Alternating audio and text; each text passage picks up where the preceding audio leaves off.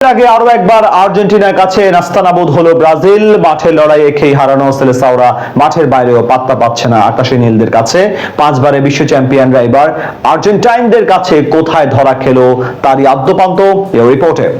বাজে সময় যেন পিছুই ছাড়ছে না ব্রাজিলের। একের পর এক খারাপ খবরের পর্যদস্ত হয়ে পড়েছে পাঁচবারের বিশ্ব চ্যাম্পিয়নরা। মাঠের লড়াই তো বটেই, মাঠের বাইরেও আর্জেন্টাইনদের সাথে কুলিয়ে উঠতে পারছে না ভিনিসিয়াস রদ্রিগোরা। এবারের বিশ্বকাপের জার্সি র্যাঙ্কিং ও আর্জেন্টিনার কাছে পরাজয় বরণ করল ল্যাটিন ফুটবলের শক্তিধর দলটি। সম্প্রতি ক্রীড়া বিশেষক জনপ্রিয় ওয়েবসাইট ESPN এর এক প্রতিবেদনে জানা যায় যে আসন্ন 2026 ফিফা বিশ্বকাপে দলগুলোর হোম ও এওয়ে কিটের র্যাঙ্কিং করে ESPN, যেখানে সপ্তম অবস্থানে রয়েছে আর্জেন্টিনা এওয়ে কিটটি, আর অষ্টম অবস্থানে থেকে আলবিসেলেস্তাদের কাছে এই সেগমেন্টও পরাজয় বরণ করেছে সেলেসাওরা।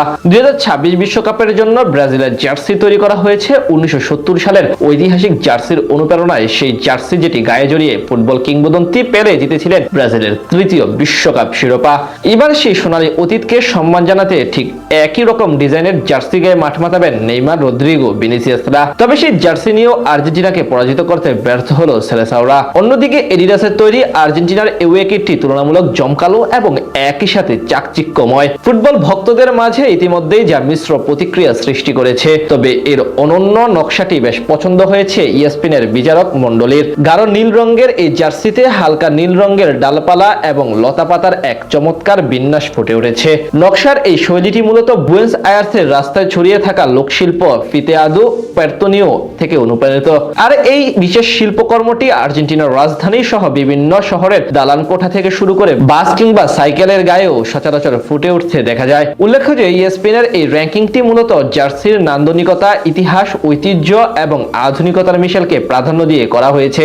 আর আর্জেন্টিনার এই জার্সিতে যেহেতু নিজেদের ইতিহাস ও ঐতিহ্যের নান্দনিকতা ফুটিয়ে তোলা হয়েছে, বিষয়টি বিশদভাবে ফুটবল ভক্তদেরও মন জয় করেছে।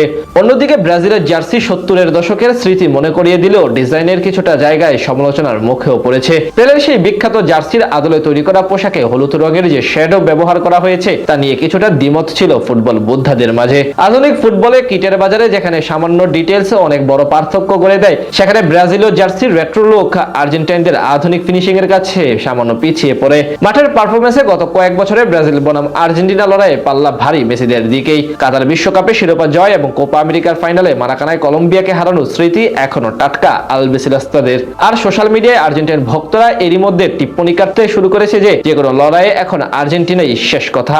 তবে মুদ্রার উল্টো পিঠও সামনে এনেছেন কেউ কেউ। জার্সি সুন্দর হওয়া মানেই যে মাঠে দল ভালো খেলবে এমন কোনো কথা নেই। জার্সির লড়াই এই পরাজয় বিশ্বকাপে ভিনিসিয়াসদের জন্য হতে পারে দারুণ কিছু করবার টনিক, এমনটাই মনে করছেন ব্রাজিলিয়ান সমর্থকরা।